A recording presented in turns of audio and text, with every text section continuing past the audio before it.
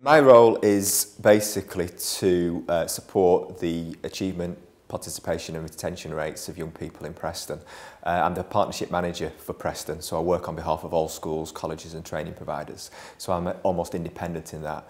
ESF so far has had a major impact on some of our most vulnerable at-risk young people in terms of supporting them to get switched back on to learning or training or employment, and also support the progression into employment, education and training. Sometimes it's very difficult to assimilate in terms of what the impact has been, but when we look at the NEET statistics for Preston, last year there were over 400 young people who were NEET, this year it's 270. So it's had a major contribution towards those reduction in those figures, especially in the light of obviously the economic challenges that we're facing at the moment. So I would say obviously the reduction in some of the statutory services has been replaced by ESF, and the work that the college and other providers have done has been absolutely invaluable for some of our most vulnerable and at-risk learners.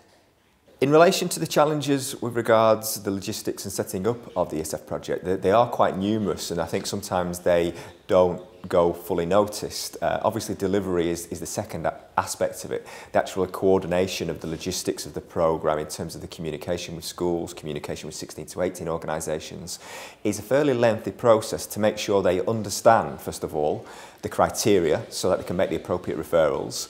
And then it's the logistics of making sure the young people actually arrive where they're supposed to arrive to get the support. And then you're doing this continual assessment to make sure it's having the impact it's supposed to be having. It takes many meetings to brief colleagues in relation prior to delivery commencing. It's such a complex system of arrangements that need to be put in place for quality assurance and to make sure we're getting the right referrals so the right young people are on the right provision. So it's quite intensive in terms of the amount of hours that I've spent both briefing colleagues within Preston College, but also external organisations as well. But we need to put the infrastructure in place to make sure that we get the correct product, that we make sure that we get the value for money for both organisations, for the ESF project itself, but most importantly for young people.